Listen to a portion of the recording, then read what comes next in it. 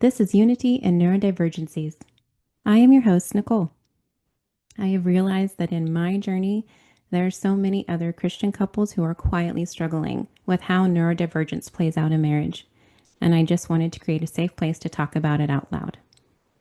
I find it no coincidence that God has brought along friends with the same desire, and today we get to hear from my friend Dee Dee.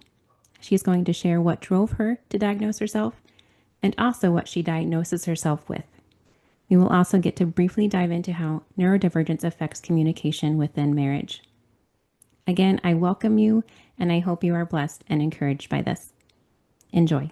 Okay, so my story, goodness. I've always struggled. I've always known that I was different. I've always wondered why I didn't have any friends or why I couldn't play any games and why I had such strong emotions or a better understanding of like life. So this goes way beyond like a long time ago. And I've always felt misunderstood and uncertain about my identity and like who I was, even though I have parents and I have a story and all that. Um, but let's just fast forward to becoming a parent because that's when the unraveling really began. And one of my closest friends and mentors was kind of walking me through every little decision, like every little thing, because I didn't know how to do anything and I was just a mess. And I thought that that's how it was for everybody. What do you mean, like you didn't know how to do anything? What were you finding that you couldn't do? It just felt like I couldn't do the basics like everybody else. All the other mothers that I've seen mothering and having their babies, it just looked so natural. And to me, it was just so like robotic. Like I was like, okay, I need to do this and I need to do that. And I needed like, Hmm. and I just felt overwhelmed. Sure. And with kids, like you really, you need You're to, gonna feel overwhelmed. yeah, it's very overwhelming, but I didn't know, like I was just surviving. Like I was just surviving from nap to nap. And so one of my friends really like went in there and then because we interacted so much, she was like, "Oh, girl, you have ADHD." And I just thought she was just saying like, "Oh, you're really unfocused." That's what I heard. And so I would just brush it off and I'd be like, "Yeah, I know," you know. And so that's kind of where it started. I didn't look into it. I didn't Google anything.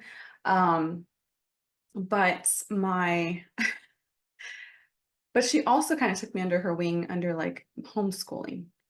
Hmm. And at first I was like, heck no, like I'm unorganized. I have no patience. There's a whole nother story of like even wanting to become a mom. So like, why would I didn't think I was qualified to do anything like that. But she was like, well, and I just jokingly told her, I'm like, well, the only way I would do it is if like you printed out stuff for me and then like checked in on me every week. And she was like, oh, I can do that. And so we started doing that. And then she was able to do that with my daughter, she started her homeschooling journey like at 2.5. Hmm. So by the time she was like 4 or 5, she was already reading like little Bob Wow. books and stuff, which is super cool because she did that with me. And then she actually started a tutoring business that way, which is awesome. But let's fast forward after 2020, we moved to Texas because I was raised in Southern California and she was doing everything online and it was becoming incredibly difficult. By this time Emma was 7. She had just turned 7, so she was 7.5. So all those years that we were together, she would tell me, girl, like, you have ADHD. She would come over, she would help me organize my house because she's like, how are you living in this chaos? And I'm like, what chaos? Yeah. And then I told her after like having an anxiety attack and like just my world completely like really imploded even more Hmm. because I moved to a different state. I didn't have my parents. Um, No comfort oh, in I your. started drinking a lot because of 2020. And also, God had asked me that year to leave my job because I was burnt out and I didn't know it. And I was also finding my identity in my job. And so I told her, I was like, I can't do this anymore. I am not homeschooling. I'm sending the kids back. I need a break. My relationship with my daughter was struggling big time, and I knew that that was unhealthy. I could at least see that, Yeah. and I knew that I needed to like get answers. And she just pleaded. She's like, "Okay, fine. If you're not gonna, do this with me," she's like, "at least go get her diagnosed." And so I did. I was like, fine, if that'll make you like shut up, basically, you know. Yeah. I was like, fine, I'll go do it. I did not expect her to get diagnosed so quickly. Huh. And so that's when everything, I was like, oh my gosh, like this is real. And that's when I started researching everything. Because once, I don't know if you're like this, but once you know something, you're like, let's deep dive and get a master's degree in this, right? I Yeah. don't know. Yep.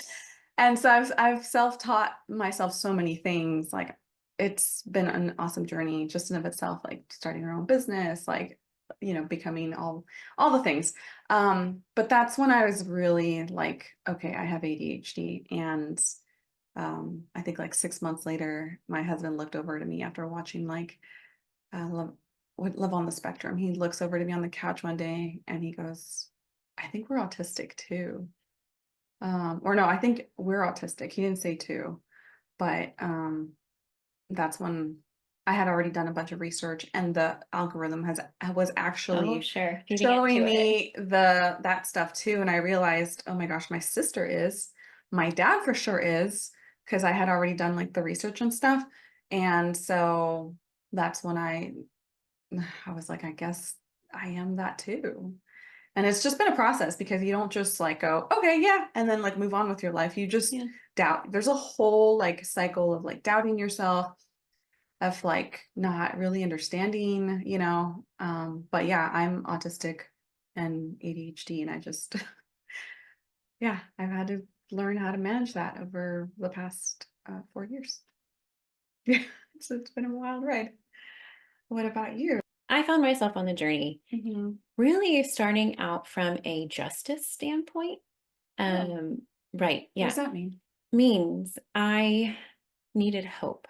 Mm. I was struggling and I knew that with parenting and in marriage Mhm. that I could identify there's some neurodivergencies, but I was the only one aware. Mm. And in neurodivergencies, it's very easy. They speak what's true or what's Mhm. perceived or known Mhm. Very factual. and very factual.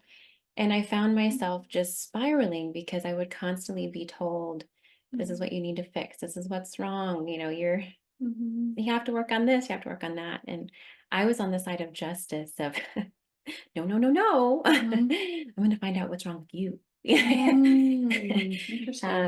Because I needed survival. I was Yeah. drowning and I didn't have support, didn't have understanding, and I was struggling. But sorry, how Yeah. did you even know to spot those differences in yourself? I think in my deep dive to find answers on somebody else. Oh. I needed to find an answer. This is where, like, I haven't even talked about this with my parents because Mhm. when I started deep diving, I found more of the projection of people were so tired of the label. They're just Mhm. using it as an excuse. Everyone keeps trying to label it, and it's just an excuse. No, no, no. Mhm. I'm not Mhm. doing that. That's actually how my husband perceived it at Yeah. first as well. And that was the culture I was finding. I was like, Mhm. no, I'm not trying to label. There's nothing negative to this about me. For me, it was more the medical standpoint of once I have a diagnosis, Mhm. I then have hope because I can now research how I need to communicate. I can Right. now research how I can encourage you with. Um, and I was struggling because I felt hopeless. Well, let's bring that back because you have medical background. So Yeah. that's why you were able to like. I think I've been exposed to it. Mhm. And there's a cultural dynamic too, right? People, Yes. there's more awareness, there's more testing. Yes. And so we've gone from people not having any tools and research to people getting so tired of the labels and being labeled to now people are actually seeing the benefit of it and seeing it as a tool and providing hope. Mhm. But I went deep diving to find, I need to define what's wrong with my spouse. I need to define what's wrong with my kids to realizing Oh man. within myself, Uh-huh. and I'll read because Yeah, people go like ahead. a sport that I identify as ADHD for sure. Uh-huh.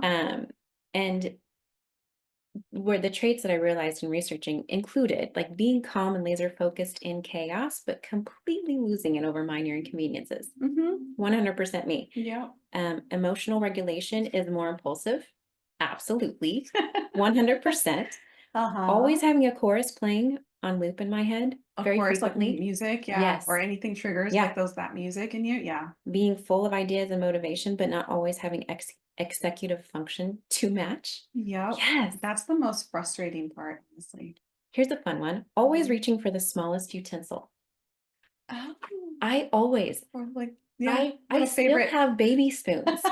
I love to eat yogurt with a baby spoon. Not only does it last longer, but there's something about having the smallest spoon that really resonates, know and what the smallest fork. I want that. Please provide that for me. Yeah, And I don't know why. I don't know why What is either, that? but I have like a collection of Chipotle spoons specifically. Oh, I love them. They're light.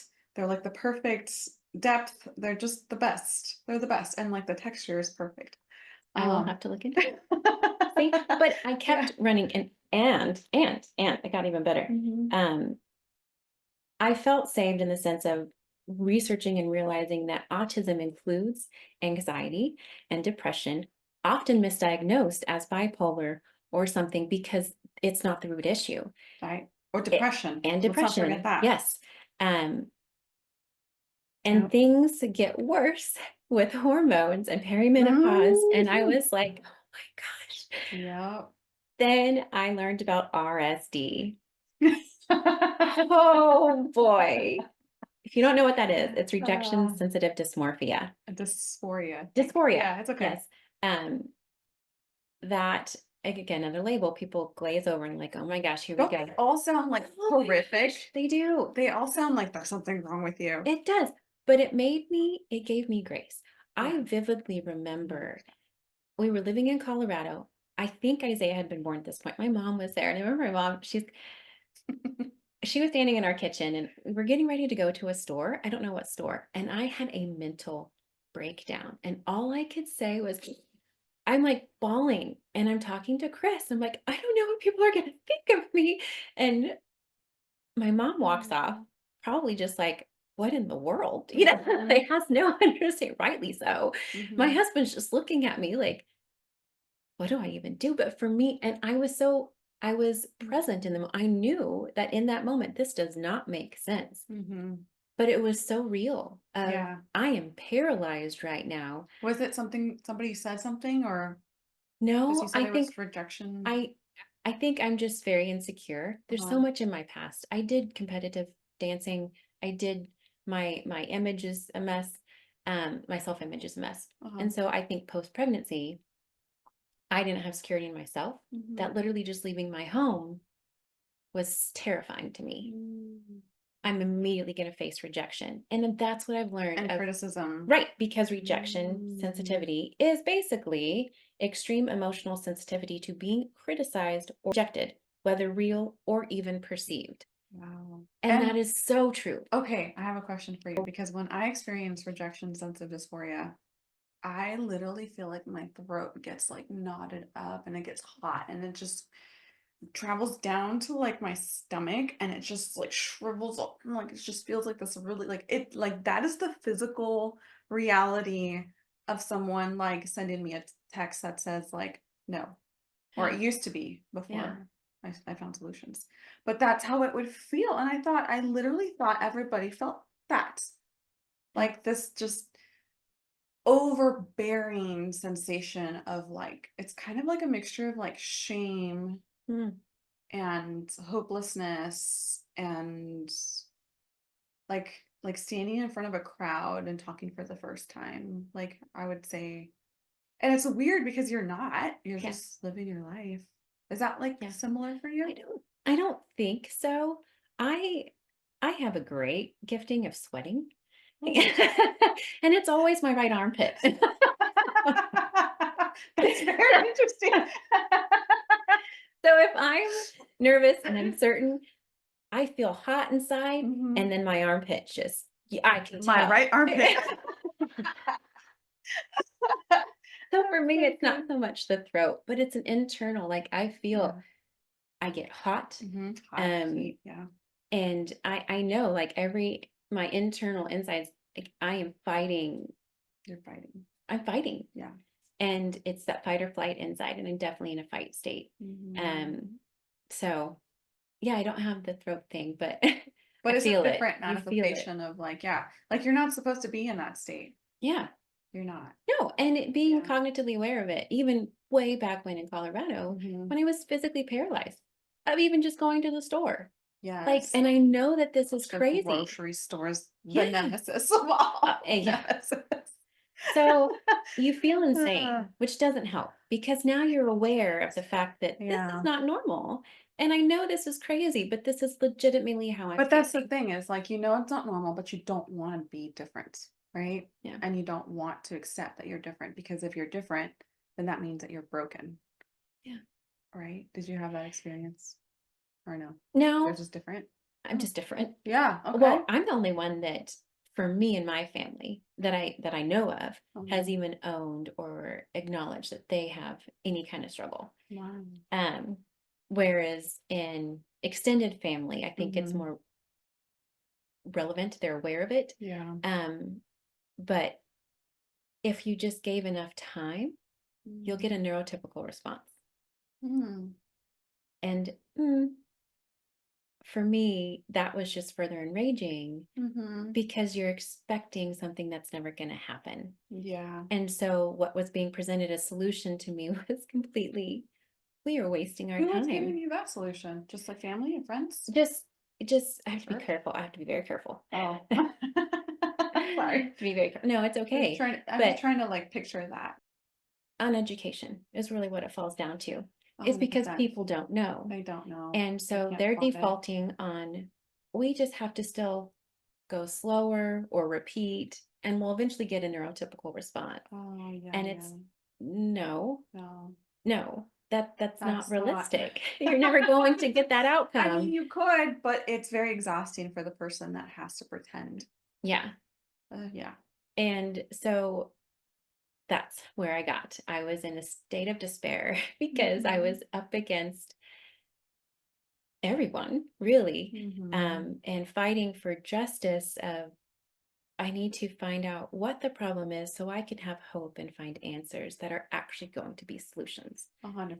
And then it was real affirming and grace giving to me to feel normal and not broken. To own, I absolutely 100% have ADHD, if not some autism. And I've done like the test, and I never register as autistic, but I can totally relate and empathize on Yeah, because they overlap They overlap so much. so much. And I think that's what it is, because a lot of people are so afraid to label or diagnose or anything like that.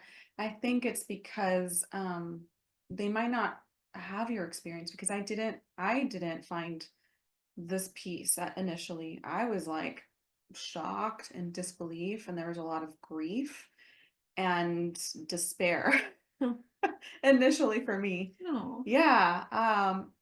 So it's interesting you like found the answer and then you found peace. I didn't. I found the label and then I felt grief and despair, and I kind of went into that for a bit, and then eventually started finding like more voices and videos of people sharing, which is why I'm an advocate now, is because those are the people that I was like, wait, this is more than just like ADHD or neurodivergent traits. That's not everything about the person. And I also did have a lot of people speaking into me who said, my mentor specifically, she was like, you are not your diagnoses. That's just a part of who you are, but your identity remains in Christ. And I needed to hear that. Paralysis that rejection can cause is so me. And I used to dismiss it as insecure. I'm very insecure, and I'm a very insecure person, but I'm understanding it now of there's something more behind it. I will immediately perceive the worst case scenario first, and therefore avoid it at all cost. So I'm usually not the first one, unless I know we are 100% good. I will not be the first one to initiate a hug. I will not be the first. I'll smile, I'll say hi. But unless I know for certain that I'm not going to face the rejection, I will hightail it the other way. Yeah. I And will maybe avoid you. that's why we didn't chat That's for exactly why. like those 4 years that we I were didn't want at. to feel stupid. You had more knowledge than I did. But I mean, just even in as a friendship or something, I mean, and I was not in a good place at that time either. Yeah. So I was unraveling at the most. Yeah. Grace. So that's where I landed. I found myself on this path of justice of I'm Mhm. so tired of hearing what's wrong with me Mhm. and no one else realizing what's wrong with them. I'm going to find out what's wrong with them to really find more of what truly is wrong with me. But then God's gracious and he brings people on similar journeys and he's using it to be a voice for others, which is awesome. So I'm curious Mhm. that how has your diagnoses and or family diagnoses affected communication when it comes to chores, prayers, and conflict?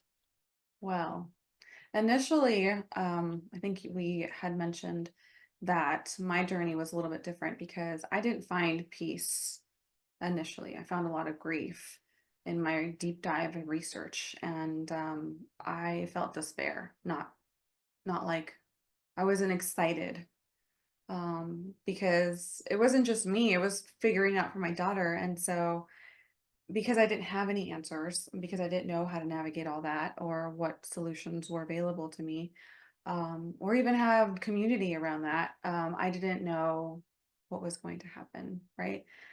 So then I did all this research and stuff, and as I like became understood, as I understood like the words for things, I would get excited and I would tell my husband, and my husband initially was like, "Oh, like that's you're just looking for excuses," Yeah. initially, and I don't think he came. He wasn't like an ill-willed person. Like my husband's a wonderful person. He's very patient, very loving, but he just also didn't understand, and I think that's what he was hearing. He was hearing like, "Oh, you're just using it as a way of um like a free ticket almost, right?" Like, Hmm. especially like especially if it touched him on a personal level. Like, let's say I was explosive or something, Right. and then I'm like, "Oh, see, it's from because of this." Yeah. And then he'd be like, "No, that's not a free pass," right? Right. Which it's not. It's It's not. not. Yeah. It's really not. Like, you still have to figure out how to navigate that in a respectful way.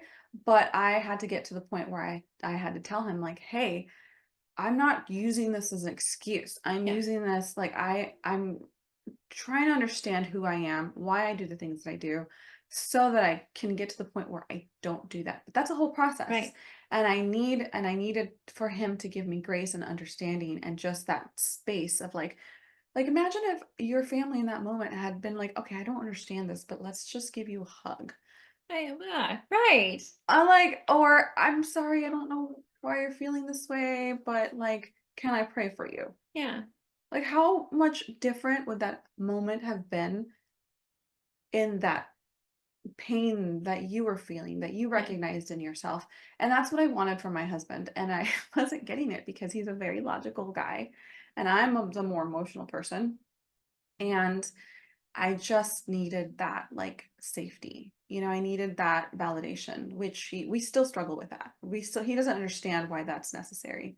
Hmm. And like our communication, or like he's just, "I don't get it." In his brain it means something else, and I'm like, "No, let's look it up in the dictionary Yeah. and figure out what that actually looks like." Oh, thank God, like we have examples now of people who've written blogs and Right. whatever, Oh yeah. like there's more information out there now. Yeah. And so that gives us the ability to do research together and come to an understanding of like, why are we struggling so much? Why is this so hard? Um, and I think over the years, he's gotten to the point where he's like, "Oh, it could be that." And, like he's given more grace once That's he awesome. understands what it is, and given himself more grace too, because he also, none of us are, well, my daughter's officially diagnosed, but me and my husband, we were like, there's definitely something going Oh on. yeah.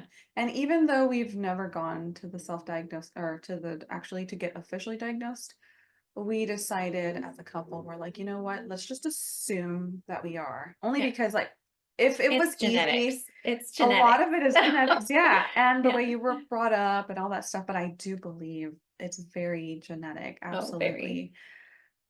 Yeah, So if your so kids have it, the likelihood the of the likelihood of parents, you having it, yeah, just is saying. very high, and I think that's why it's so hard to spot because you think it's normal because it's like, well, I'm like that, so why is that any different, Yeah. right?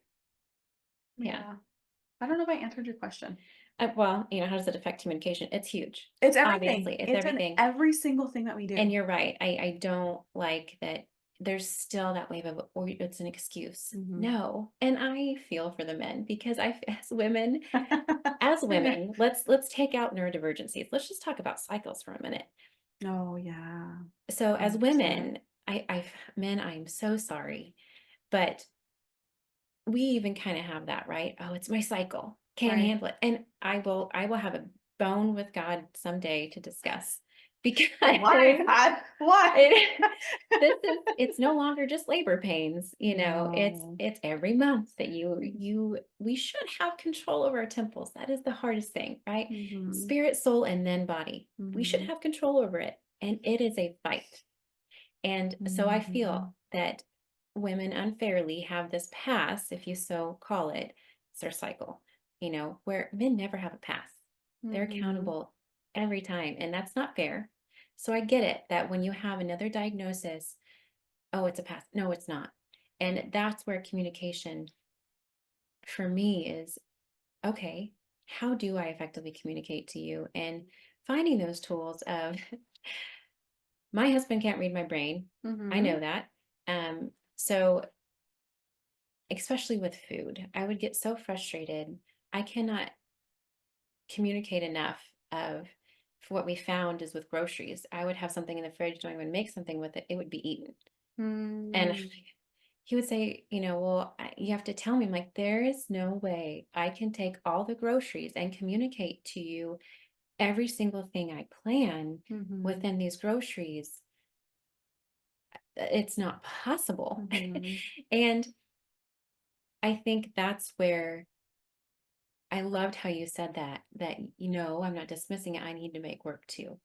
Because what I find is, well, everyone has to cater to me because I have a diagnosis. No, No, no, I think that's no. unfair to We expect that have from. to Mhm. figure out ourselves and make that work too. Yeah, And so it's twofold. it is too. There's no way I can label every grocery. There's no way I can sit down and logically tell you everything about it by why. Why can't you ask me if this is okay to eat? Like taking the ownership. Mhm. And so I think that's my encouragement of I want to find ways to take ownership and empower others to take ownership Yeah. of empowering themselves to overcome the obstacles in communication. Um, because it's huge. It's huge. It really is. And like the more that you do it, the more that you have a word for it, the more that, like that you practice it out loud for yourself, the Mhm. more that your family will pick up on it too. Yeah. Taking a brief pause because we want to clarify that we are not providing medical advice. We are not representing medical professionals. We are simply sharing our own experiences. Please seek psychological evaluations if needed. If you fall into that realm, do your own research, but do not take our statements as blatant medical advice because it's not. It's just our opinions. Just our stories. It's just story. No, it was yesterday actually. I told them to buy some drumsticks because the kids are feeling a little under the weather with the allergies and stuff. And I said, you know what? Can you go get these drumsticks, chicken drumsticks? I know that I need to make this soup, but there's always a blockade in my brain because I don't like touching raw meat, so I have to wear gloves. So it's like a whole process, like in my brain. I already have like all these 10 things I must do before I even open the freaking package, right? Yeah. So I know that. And my husband knows that now because of all the research that we've been doing together and all the things that I've shown him and explained to him. And you don't know these things when you don't know that you're neurodivergent or that Yeah. you have ADHD. You just think you're being lazy or you think you're overthinking it or whatever or procrastinating. Sure. But it's just because you know what needs to get done and your brain's already like, I'm tired. Yeah. Why are we Yeah. doing this? But I know that my daughter really needed that. And my husband knew that too because she wasn't feeling that great. And so instead of just saying, hey, make sure you make that soup, as if like that was going to cover all the bases, you know, because isn't that funny how like Right. how they do that? I mean, we do that too, which is so funny as women. He says, you know what? Let's just get it done right now. Let's just body double. And if you don't know what body doubling is, Please tell me. yeah, It's new to me. When you struggle with executive functioning, it's so much easier when someone else is there with you to do something. Yeah. And it's just their presence. Maybe some people do like have the TV on all the time, which I can't stand. Everybody's different. That is my husband. Yeah, Constant. I cannot have a TV on. Don't, that's not body doubling to me. Body doubling is like you're actually doing the work with me, Okay. right? So he was like, you do this chicken package and I'll do this chicken package. And he roasted that one. And it was so funny because we were laughing about this last night and his was almost done because his was minimal prep work. And I was just starting my Instapot with my chicken soup when his was finishing. And I was like, I'm so glad we did this together because I don't think I would have done this on my own. I think I would have just heard you and I would have been like, yeah. Like, I'm going to do it. And then I wouldn't have done it. And so him just understanding that language Sure. was one thing, but him to go, oh, I find myself telling her this. I remember the past, all the chicken drumsticks I've thrown away. Right. Right? And then he brings that full circle in his head somehow in those few nanoseconds. And he goes, you know what? Let's do this together. And that is beautiful. Yeah. To get to that point where you're understood before. And like, I know that about myself, but I wasn't going to do that runaround. Sometimes you just need someone to just go, oh, I'm expecting you to do something that a neurotypical person would do. And you're saying you're going to do that, but we have all this history of how it hasn't happened. And so let's actually, let me support you and meet you where we've known this to be, you know, an issue, right? And it comes from a place of love. It doesn't come from a place of judgment. Like that is being truly seen and loved, in my opinion, is when somebody goes, oh, you struggle with that? Well, how can I meet you? What other thing can we try? Or let's just do it together. Like that is so beautiful to me. Versus somebody expecting you to respond in the way that you're supposed to or that you should. And I think that even as like when you don't understand yourself, you shame yourself so much into this place of like, absolutely, you should be able to get up and do blah, blah, blah, all these things. You should be able to like, it's so basic and you just gaslight yourself too into like, and you can't do that. Yeah. You can't, you can maybe for a while you can perform from a place of like, you know, shame can propel you, but it can only propel you for so long before you fall apart. Yeah. Right? Absolutely. I hit that place of, and it comes out as people just think I'm angry all the time. Which you might be. I might be. I think I am. Add it to the list. But I like, because our mind has every step and then some, and I know that I have to compensate for family members. I know that I have to compensate. So my brain carries all of that all the time, thinking of every step. And then one inconvenience happens and I'm done. Like I'm like that inconvenience that you didn't plan for, but you planned for all the 99. Yes. Now I'm at boiling point because I go from 0 to 10 in not even a second. It's like, yeah. And so that rage. Oh, rage. It's not just mad. No. It's boiling rage. Yeah. And now I'm inconvenienced. And so now the 1 millisecond that I didn't plan for or see has set me off. And now I'm just overwhelmed. And learning to have grace for ourselves. And we expect to have grace for kids. We expect them to learn. You're not allowed to have that as adults. At some point you hit like, some I don't know, point, 12. Right. And you're supposed to have like everything in life's supposed to be together. So you're supposed to be good. You're no longer supposed to have issues. You're never supposed to struggle. You're supposed to know everything. Yeah. Well, I haven't made it there yet. So. Will we ever? Probably not. So have grace for ourselves too in the process of communication, and we're still learning, we're still figuring it out. And kudos to the spouses that can pick it up. And I've figured Mhm. out some, like I know that I used to thought, oh, my husband's just very meticulous in the morning. No, his Mhm. brain needs that. It's a routine. And even when Mhm. we travel, that routine is still needed. And to Mhm. make sure and create space for that. No one else understands why I plan the things I do, but I do. I know because I have to support and regulate him outside of his comforts and his normality. I have to make space for that. Mhm. And it's just being aware and advocating then for your spouse and what they Mhm. need. And I will see it reciprocated. Like I think yesterday was one of those days where it was just a hard day. Mhm. And from homeschooling to doing the activities and everywhere we went, I was finding inconveniences. Mhm. And I was overwhelmed and hit that ADHD burnout for sure. And came home because we still hadn't finished the schooling and I had to drop Shiloh at dance. And so and I'm trying to set up for today, The anxiety of the today, anxiety of just today enough, yeah, alone. that alone, right, is so debilitating. Yeah. Yeah. And for Chris to even offer, do you want me to just go pick up Shiloh? Yes, please. Like Oh, I know.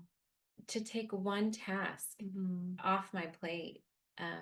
Kudos that I didn't have the capability because I was Right. so overwhelmed and done, but that he recognized Yeah. even in his own state of she's really struggling right now. Mhm. Let me help. Yeah, And that was huge. it is huge. And we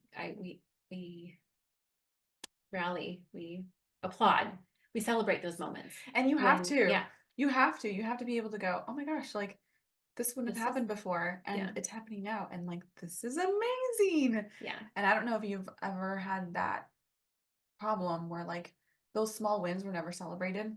yeah, And so you're like, why would I celebrate those? That's really dumb. Like I should already like you can only celebrate when you've gotten to the end and you've gotten your golden trophy. yeah, Like, but like no, none of this ever in the middle can be celebrated. And so like that causes even more shame, right? yeah. Because it doesn't propel you. You don't get those little dopamine hits Yeah. that you need in order to continue on that hard journey. Because it is hard. It's very hard. And no That's matter what this is about. this is We about. are going to be the cheerleaders. We are going to be the champions to celebrate those moments, to give you encouragement to find those moments. Yeah. Their education, coming up. We hope to, what does it look like to have a biblical marriage foundation and have your spouse at the head of a household if maybe you're the more neurotypical one? How do we fall into that? How does romance take a hit with Yeah. neurodivergent parenting? Because like I wasn't parented or in the right way. So I was like, I think there's a word for this, but I was the parent in my family. Hmm. Right. And so like you having to learn all these new things and discover like, wow, actually it wasn't supposed to be this way. Boundaries. Boundaries. Like, what does that even look like? I didn't exist in my family. It doesn't. I'm the first one to initiate boundaries. For me, it's an uncomfortable necessity. Uh-huh. Absolutely. Yeah, I can't wait to talk about all these other things because there is so much, everything. And I think that's why I advocate so much is because when you discover these traits and you go, oh my gosh, this is me, you recognize that it's everywhere in your life.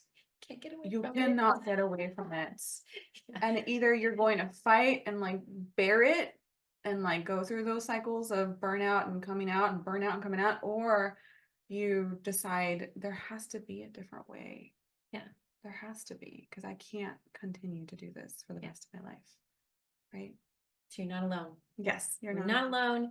We love to be a part of your community and just seeing the wave. We are far from the only ones that see the need. Mhm. You have a Facebook group for ADHD entrepreneurs Yes. that has kicked off and doing phenomenal.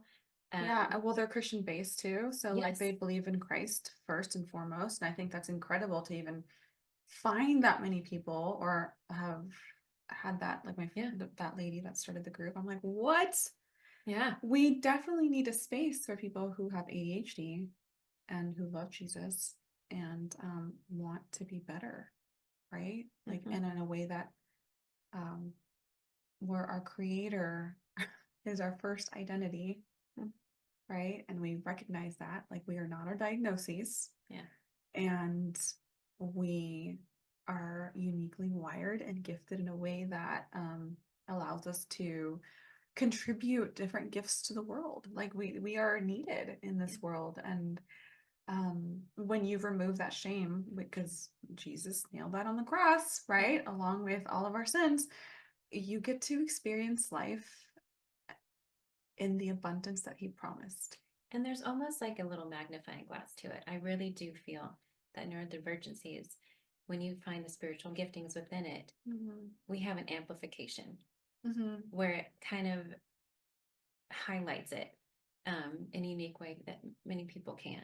It's so there's a silver lining and a benefit to it as well. There's a lot of beautiful things about it. Another brief interruption to tell you that we are not sponsored by anybody. Nope. I'm excited. I'm excited for these conversations to continue, to maybe even have other people on the podcast. Yeah. Already other guests in line in tow that we've run into, which is all God's doing. It is God's doing. totally which is really God's cool. doing. Like everything is orchestrated at the perfect time. And I do believe that. So, two friends navigating faith, marriage, neurodivergencies with grace and laughter. Lots of laughter. thanks for joining us.